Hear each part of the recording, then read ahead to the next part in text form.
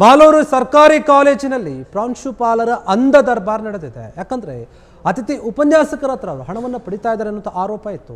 ಹಣದ ಆಸೆಗಾಗಿ ನಿಯಮವನ್ನ ಗಾಳಿಗೆ ತೂರಿದ್ದಾರೆ. ಎಲ್ಲವನ್ನೂ ಕೂಡ ವಿದ್ಯಾರ್ಥಿಗಳ ಭವಿಷ್ಯದ ಜೊತೆ ಚೆಲ್ಲಾಟ ಆಡ್ತಾ ಇದ್ದಾರೆ. ಬರೀ ಹಣದ ಆಸೆಗಾಗಿ ಇವರು ಎಲ್ಲಾ ನಿಯಮಗಳನ್ನು ಗಾಳಿಗೆ ತೂರಿದ್ದಾರೆ. ಪ್ರಾಂಶುಪಾಲರ ವಿರುದ್ಧ ದೂರುಗಳ ಸುರಿಮಳೆ ಬರ್ತಾ ಇದೆ. ಸಾಕಷ್ಟು ಕಂಪ್ಲೇಂಟ್ಗಳು ಚಂದ್ರಿಕಾ ಬಿ ವಿರುದ್ಧ ಕೇಳಿ ಬರ್ತಾ ಇದೆ. ಸಾಲು ಸಾಲು ಗಂಭೀರ ಆರೋಪಗಳು. ಇಲಾಖೆಯ ವಾರ್ನಿಂಗು ಕೂಡ ಕ್ಯಾರೆ ಅಂತ ಇಲ್ಲ. ಈ ಪ್ರಾಂಶುಪಾಲರು 2-3 ಬಾರಿ ನೋಟಿಸ್ ನೀಡಿದ್ರು ಕೂಡ ತಪ್ಪು ತಿದ್ದಿಕೊಳ್ಳದೆ ಚಂದ್ರಿಕಾ ಅವರು ಹಾಗೇ ಕೂತಿದ್ದಾರೆ. ಅರ್ಹತೆ ಇಲ್ಲದವರನ್ನ ಅತಿಥಿ ಉಪನ್ಯಾಸಕರಾಗಿ ನೇಮಕ ಮಾಡಿಕೊಳ್ತಾ ಇದ್ದಾರೆ. ದೊಡ್ಡ ಗೋಲುಮಾಲ್ ಇದರಲ್ಲಿ. B.Ed ಮಾಡಿಲ್ಲದವರಿಗೂ ಕೂಡ ಕಾಲೇಜಿನಲ್ಲಿ ಸ್ಥಾನಮಾನಗಳನ್ನು ಕೊಡ್ತಾ ಇದ್ದಾರೆ. ಅತಿಥಿ ಉಪನ್ಯಾಸಕರ ಬಳಿ ಹಣ ವಸೂಲಿ ಮಾಡ್ತಾ ಇದ್ದಾರೆ ಎಂಬ ಆರೋಪ ಕೂಡ ಕೇಳಿ ಬಂದಿದೆ. ಹಣದ ಆಸೆಗಾಗಿ ಇಲಾಖೆಯ ಆದೇಶಗಳೆಲ್ಲವನ್ನೂ ಕೂಡ ಉಲ್ಲಂಘನೆ ಮಾಡ್ತಾ ಇದ್ದಾರೆ. ಒಂದೇ ಸಮಯದಲ್ಲಿ ವಿದ್ಯಾರ್ಥಿ ಮತ್ತು ಅತಿಥಿ ಉಪನ್ಯಾಸಕಿಯಾಗಿ ಕೆಲಸ ಮಾಡಿದ್ದಾರೆ. ಇದು ಹೆಂಗೆ ಸಾಧ್ಯ ಅಂತ. B.Ed ಓದ್ತಿರುವಂತಹ ವಿದ್ಯಾರ್ಥಿನಿಯೇ ಕಾಲೇಜಿನಲ್ಲಿ ಟೀಚರ್ ಆಗಿ ಕೆಲಸ ಮಾಡ್ತಾ ಇದ್ದಾಳೆ. ಹಾಗಾದ್ರೆ ಇದು ಹೇಗೆ ಸಾಧ್ಯ ಆಗುತ್ತೆ ಅಂತ ಜನ ಕೂಡ ಪ್ರಶ್ನೆ ಮಾಡ್ತಾ ಇದ್ದಾರೆ. ಏಕಕಾಲದಲ್ಲಿ ಸ್ಟೂಡೆಂಟ್ ಟೀಚರ್ ಹೆಂಗಾಗ್ತಾರೆ? ಚಂದ್ರಿಕಾ ಬಿ ಎಂಬ ಮೇಲೆ ಏನಿದೆ ಕಾಲೇಜಿನ ಸ್ಥಿತಿ ಅಧೋಗತಿ ಆಗ್ತಾ ಇದೆ. ಒಂದು ವೇಳೆ ಇವ್ರು ಹಿಂಗೆ ಮುಂದುವರೆದ್ರೆ ವಿದ್ಯಾರ್ಥಿಗಳ ಸಂಖ್ಯೆಯಲ್ಲಿ ಭಾರಿ ಇಳಿಮುಖ ಕೂಡ ಆಗ್ತಾ ಇದೆ. ಕಳೆದ ವರ್ಷದ PUC ಫಲಿತಾಂಶದಲ್ಲೂ ಕೂಡ ಕಳಪೆ ಪ್ರದರ್ಶನ ಆಗಿದೆ. 2025ರಲ್ಲಿ 42% ಫಲಿತಾಂಶ ಬಂದಿತ್ತು ಈ ಕಾಲೇಜು. ಅಷ್ಟೇ, ಏನು ಹೇಳ್ಕೊಳ್ಳುವಂಥದ್ದಲ್ಲ. ಕಾಲೇಜು ಅಭಿವೃದ್ಧಿಗೆ ಕೈ ಜೋಡಿಸಲು ಬಂದವರನ್ನೇ ಮರೆತು ಹೋಗ್ಬಿಟ್ರ ಈ ಪ್ರಿನ್ಸಿಪಾಲರು ಎನ್ನುವಂತಹ ಪ್ರಶ್ನೆ ಇದೆ.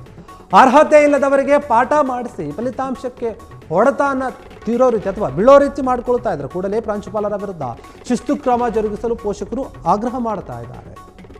ನೋಡಿ, ಅತಿಥಿ ಉಪನ್ಯಾಸಕರ ವಿಚಾರದಲ್ಲಿ ಯಾರಿಗೆ ಅರ್ಹತೆ ಇರಬೇಕೋ ಅವರಿಗೆ ಇಲ್ಲಿ ಕೆಲಸ ಸಿಗ್ತಾ ಇಲ್ಲ.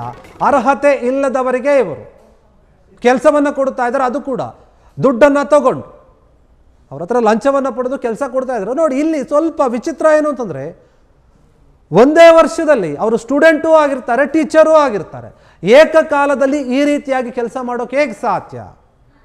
ಸಾರ್ವಜನಿಕ ವಲಯದಲ್ಲಿ ಸಾಮಾನ್ಯವಾಗಿ ಪ್ರಶ್ನೆ ಬರುತ್ತೆ. ಯಾರೇ ಆದರೂ ಸರಿ ಯೋಚನೆ ಮಾಡ್ತಾರೆ, ಅದೇಗೆ ಸಾಧ್ಯ ಆಗುತ್ತೆ?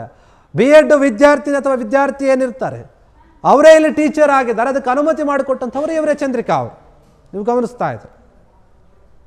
ಕಾಲೇಜಿನ ಒಂದು ಫಲಿತಾಂಶ ಏನಿರುತ್ತೆ ಅದ್ರ ಮೇಲೆ ಪರಿಣಾಮ ಬೀರುತ್ತೆ. ಮತ್ತು ಮಕ್ಕಳ ವಿದ್ಯಾಭ್ಯಾಸದ ಮೇಲೆಯೂ ಕೂಡ ಇಂತಹ ಪ್ರಾಂಶುಪಾಲರು ಅರ್ಹತೆ ಇಲ್ದವ್ರನ್ನ ಕರ್ಕೊಂಡು ಬಂದು ಅವ್ರು ದುಡ್ಡಿನ ಆಸೆಗಾಗಿ ಅಲ್ಲಿ ಕೂರಿಸ್ತಾನೆ ಅಂತಂದರೆ ಅವ್ರು ಏನು ಪಾಠ ಮಾಡ್ತಾರೆ ಮಕ್ಕಳಿಗೆ? ಅವ್ರೇನು ಅವರಿಂದ ಕಲಿತಾರೆ? ಒಬ್ಬ ಯಾರೋ ಸ್ಟೂಡೆಂಟನ್ನು ತಂದು ಟೀಚರ್ ಅಂತ ಹೇಳಿ ನೀವು ಪಾಠ ಮಾಡ್ರಿ ಅಂತ ಕೊಡ್ತೀರಿ ಅನ್ನೋದಾದರೆ ಆ ಕಾಲೇಜಿನಲ್ಲಿರುವಂತಹ ಸ್ಟೂಡೆಂಟ್ಗಳು ಇವರಿಂದ ಏನು ಕಲಿತಾರೆ? ಮತ್ತು ನಿಮ್ಮ ಕಾಲೇಜಿನ ಫಲಿತಾಂಶ ಹೇಳಿಕೊಳ್ಳುವಷ್ಟರ ಮಟ್ಟಿಗೆ ಯಾವಾಗ ಬರುತ್ತೆ ಅಂತ.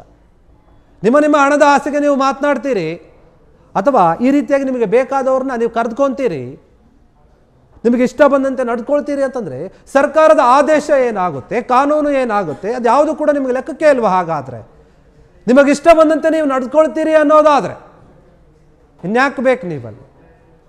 ಅಥವಾ ಸರ್ಕಾರದ ಗಮನಕ್ಕೆ ಬಂದೇ ಇಲ್ವಾ? ಕಾಲೇಜು ಶಿಕ್ಷಣ ಇಲಾಖೆ ಏನಿದೆ ಅಲ್ಲಿನ ಅಧಿಕಾರಿಗಳು ಏನು ಮಾಡ್ತಾ ಇದ್ದಾರೆ? ಹಾಗಾದರೆ ನಮ್ಮ ಶಿಕ್ಷಣ ಮಂತ್ರಿ ಏನು ಮಾಡ್ತಾ ಇದ್ದಾರೆ? ಉನ್ನತ ಶಿಕ್ಷಣ ಸಚಿವರು ಅವರು ಇದ್ದಾರೆ. ಅವರ ಗಮನಕ್ಕೆ ಬರ್ತಾ ಇಲ್ವಾ? ಹಾಗಾದರೆ ಮಾಲೂರಿನ ಕಾಲೇಜ್ ಏನಿದೆ ಇದು ನಿಜಕ್ಕೂ ಕೂಡ ಅಲ್ಲಿ ದೊಡ್ಡ ಮಟ್ಟದ ಅವ್ಯವಹಾರ ಆಗ್ತಾ ಇದೆ. ಈ ರೀತಿಯಾಗಿ ಲಂಚವನ್ನು ಪಡೆದುಕೊಂಡು ಅವರಿಗೆ ಬೇಕಾದವರನ್ನು ಟೀಚರ್ಗಳಾಗಿ ಉಪನ್ಯಾಸಕರಾಗಿ ತಗೋತಾ ಇದ್ದಾರೆ. ಅದು ಕೂಡ ಅತಿಥಿ ಉಪನ್ಯಾಸಕರಾಗಿ ತಗೋತಾ ಇದ್ದಾರೆ. ಅವ್ರು ಏನು ಪಾಠ ಮಾಡ್ತಾರೆ, ಏನು ಕಲಿತಾರೆ ವಿದ್ಯಾರ್ಥಿಗಳು ಇವರಿಂದ ಅನ್ನುವಂಥದ್ದು ಈಗ ದೊಡ್ಡ ಪ್ರಶ್ನೆಯಾಗಿ ಉಳಿದಿದೆ. ನಿಜಕ್ಕೂ ಕೂಡ ಈ ರೀತಿಯಾಗಿ ಏನು ಮಾಡ್ತಾ ಇದ್ದಾರೆ ಇವರು? ಇದನ್ನು ಖಂಡಿಸ್ತಾ ಇದ್ದಾರೆ ಅಲ್ಲಿನ ಪೋಷಕರೆಲ್ಲರೂ ಕೂಡ. ಯಾರ್ಯಾರು ತಮ್ಮ ಮಕ್ಕಳನ್ನ ಈ ಕಾಲೇಜಿಗೆ ಕಳಿಸ್ತಾ ಇದ್ರು, ಈ ಕಾಲೇಜಿನ ಸವಾಸನೆ ಬೇಡ, ನಮ್ಮ ಮಕ್ಕಳು ಕೂಡ ಸರಿಯಾಗಿ ಓದ್ತಾ ಇಲ್ಲ ಅಂತ ಚಂದ್ರಿಕಾ ಬಿ ಅವರು ಏನಿದ್ದಾರೆ ಅವ್ರ ವಿರುದ್ಧ ಸಾಲು ಸಾಲು ಆರೋಪಗಳು ಕೇಳಿ ಬರ್ತಾ ಇದೆ. ಆದರೂ ಕೂಡ ಇನ್ನೂ ಕ್ರಮ ಆಗಿಲ್ಲ ಅವ್ರ ಮೇಲೆ. ಅವ್ರು ಮಾತನಾಡ್ತಾ ಹೇಳ್ತಾ ಇದ್ರು ನಿನ್ನೆ, ಇಲ್ಲ ನನಗೆ ಗೊತ್ತಿಲ್ಲ, ನಾವು ತಗೊಂಡಿಲ್ಲ ಹಾಗೆ ಹೇಗೆ ಅಂತ ಪ್ರಶ್ನೆ ಮಾಡಿದ್ರು. ಹಾಗಾದರೆ ಅತಿಥಿ ಉಪನ್ಯಾಸಕರು ಮತ್ತು ನಿಮ್ಮ ನಡುವೆ ದುಡ್ಡಿನ ವ್ಯವಹಾರ ಯಾಕೆ ನಡೆಯುತ್ತೆ? ಹಾಗಾದರೆ ನೀವ್ಯಾಕೆ ಕೊಟ್ಟಿದ್ದೀರಿ? ಎಲ್ಲ ಒಂದು ಪ್ರೂಫ್ ಸಿಕ್ಕಿದೆ ಇಲ್ಲಿ. ಸಾಕ್ಷಿ ಸಮೇತವಾಗಿ ಸಿಕ್ಕಿರುವಂತಹ, ಸಾಕ್ಷಿ ಸಮೇತವಾಗಿ ಮಾಡಿರುವಂತಹ ಆರೋಪ ಇದೆ. ಏನೋ ಯಾರೋ ಹೇಳಿದ್ರು, ಏನೋ ಬಂದು ಕೇಳಿದ್ರು ಅಂತ ಹೇಳ್ತಾ ಇಲ್ಲ.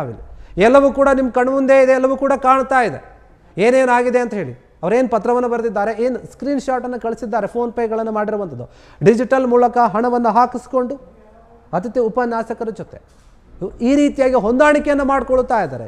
ಕಾಲೇಜಿನ ಸ್ಥಿತಿ ಏನಾದರೂ ಪರವಾಗಿಲ್ಲ, ಕಾಲೇಜು ಅಭಿವೃದ್ಧಿ ಆಗದೆ ಹೋದ್ರೂ ಪರವಾಗಿಲ್ಲ, ನನ್ನ ಜೇಬು ತುಂಬಬೇಕು ಅನ್ನೋ ಲೆಕ್ಕಾಚಾರದಲ್ಲಿ ಪ್ರಾಂಶುಪಾಲರು ಚಂದ್ರಿಕಾ ಅವರು ನಡೆದುಕೊಳ್ತಾ ಇದ್ದಾರೆ. ಈ ಮಾಲೂರು ಕಾಲೇಜಿಂದು ಇದೇ ದೊಡ್ಡ ಮಟ್ಟದ ಇಶ್ಯೂ ಆಗ್ತಾ ಇದೆ. ಯಾಕೆ ಅಂತಂದರೆ, ಅಥವಾ ಈ ಒಂದು ವಿಚಾರ ಅಲ್ಲಿನ ಶಾಸಕರ ಗಮನಕ್ಕೂ ಕೂಡ ಬರ್ತಾ ಇಲ್ವಾ ಅಂತ ಗೊತ್ತಾಗ್ತಾ ಇಲ್ಲ. ಹಣದ ಆಸೆಗೆ ಬಿದ್ದು ಎಲ್ಲ ನಿಯಮಗಳನ್ನು ಕೂಡ ಇವರು ಗಾಳಿಗೆ ತೂರ್ತಾ ಇದ್ದಾರೆ. ನಮಗೆ ಯಾವುದೂ ಕೂಡ ಲೆಕ್ಕ ಇಲ್ಲ ಅನ್ನೋಂಥ ರೀತಿಯಲ್ಲಿ ರಾಜಾರೋಷವಾಗಿ ಅವ್ರು ಏನು ಮಾಡ್ತಾಯಿದ್ರೆ ಆ ಕೆಲಸವನ್ನು ಮಾಡ್ತಾನೇ ಇದ್ದಾರೆ. ಯಾರೇನು ಮಾಡ್ತಾರೆ ಅನ್ನೋ ಧೈರ್ಯನ, ಅಥವಾ ನಮ್ಮ ಹಿಂದೆ ನಮಗೆ ಬೇಕಾದಂಥವರು ನಮ್ಮನ್ನು ಕಾಪಾಡೋಕೆ ಇದ್ದಾರೆ ಅನ್ನುವಂಥ ಧೈರ್ಯನ ಗೊತ್ತಾಗ್ತಾ ಇಲ್ಲ. ಒಂದು ಕಾಲೇಜ್, ಅದರಲ್ಲಿ ಕೂಡ ಸರ್ಕಾರಿ ಕಾಲೇಜಿನಲ್ಲಿ ದುಡ್ಡು ಎಲ್ಲದಕ್ಕೂ ಬರುತ್ತೆ, ಅದನ್ನು ಯಾವುದಕ್ಕೂ ಬಳಸಿದ್ರೆಷ್ಟು ಬಿಟ್ಟರೆಷ್ಟು ಅನ್ನುವಂಥ ಮನಸ್ಥಿತಿಗೆ ಬರ್ತಾರೆ. ಅಲ್ಲಿ ಅಭಿವೃದ್ಧಿ ಕೆಲಸಗಳೇನು ಮಾಡಬೇಕು ಅದನ್ನು ಕೂಡ ಮಾಡೋದಿಲ್ಲ. ಅದೆಲ್ಲ ಬೇಕಾಗಿಲ್ಲ. ನೆಟ್ಟಿಗೆ ಮಕ್ಕಳಿಗೆ ಪಾಠ ಮಾಡೋಕೆ ಒಬ್ಬ ಶಿಕ್ಷಕರು ಬೇಕಲ್ವಾ, ಉಪನ್ಯಾಸಕರು ಬೇಕಲ್ವಾ, ಅವರನ್ನಾದರೂ ಸರಿಯಾದ ರೀತಿಯಲ್ಲಿ ನೇಮಕ ಮಾಡ್ತಾರೆ ಅಂದರೆ ಇಲ್ಲ. ಅದರಲ್ಲೂ ಕೂಡ ಈ ರೀತಿಯಾದಂತಹ ಗೋಲ್ಮಾಲ್, ಅದರಲ್ಲೂ ಕೂಡ ಲಂಚ. ಯೋಗ್ಯತೆ ಇಲ್ಲದವರನ್ನು ತಂದು ಅಲ್ಲಿ ಕೂರಿಸಿದಾಗ ಅವರೇನು ಪಾಠ ಮಾಡ್ತಾರೆ ಕಾಲೇಜ್ಗಳಲ್ಲಿ? ಅದಕ್ಕೆ ಈಗಿನ ಕಾಲೇಜ್ಗಳಲ್ಲಿ ವಿದ್ಯಾರ್ಥಿಗಳೇನು ಪಾಸ್ಔಟ್ ಆಗಿ ಬರ್ತಾ ಇರ್ತಾರೆ ಅವರಲ್ಲಿ ನಾವು ಗಮನಿಸ್ತಾ ಇದ್ದೀವಿ ಬರೀ 50% ನಾಲೆಡ್ಜನ್ನು. ಏನು ಕೋರ್ಸ್ಗಳನ್ನು ಮಾಡಿರ್ತಾರೆ, ಸುಮ್ಮನೆ ಏನೋ ಕಾಟಾಚಾರಕ್ಕೆ ಅವರು ಬಂದಿರ್ತಾರೆ, ಇಂಥವ್ರನ್ನ ಕರೆದುಕೊಂಡಿರ್ತಾರೆ, ಪಾಠ ಮಾಡಿರ್ತಾರೆ, ಫಲಿತಾಂಶ ಬೇಕು ಅಂತ ಹೇಳಿ ಮಾರ್ಕ್ಸ್ಗಳನ್ನು ಹಾಕಿ ಪಾಸ್ ಮಾಡಿ ಕಳಿಸಿರ್ತಾರೆ. ಎಷ್ಟೋ ಕಾಲೇಜ್ಗಳಲ್ಲಿ ಇದೇ ರೀತಿಯಾಗಿ ಆಗ್ತಾ ಇದೆ. ಇಂತಹ ಪ್ರಾಂಶುಪಾಲರು ಇಂಥ ಪ್ರಿನ್ಸಿಪಾಲ್ ಈ ರೀತಿಯಾಗಿ ನಡೆದುಕೊಳ್ತಾರೆ ಅಂತಂದರೆ ಆ ಕಾಲೇಜ್ಗೆ ಅದು ಕೆಟ್ಟ ಹೆಸರು. ಮತ್ತು ಆ ಕಾಲೇಜ್ಗೆ ಯಾರನ್ನಾದ್ರೂ ಹೋಗಿ ಸೇರಿಸಬೇಕು ಮಕ್ಕಳನ್ನ ಅಂತಂದರೆ ಇಂದು ಮುಂದೆ ನೋಡ್ತಾರೆ ಈ ರೀತಿಯಾದಂತಹ ಅವ್ಯವಹಾರ ಇತ್ತು, ಅಲ್ಲಿನ ಪ್ರಾಂಶುಪಾಲರು ಈ ರೀತಿಯಾಗಿ ನಡೆದುಕೊಂಡಿದ್ರು, ಸಿಕ್ಕಿಬಿದ್ದಿದ್ರು, ಅಂಥವರ ಕಾಲೇಜ್ಗೆ ಯಾಕೆ ಬೇಕು ಅಂತ ಹೇಳಿ ಇಡೀ ಮಾಲೂರು ಕಾಲೇಜ್ ಏನಿದೆ ಅದಕ್ಕೇನೆ ಧಕ್ಕೆ ಬರುತ್ತೆ.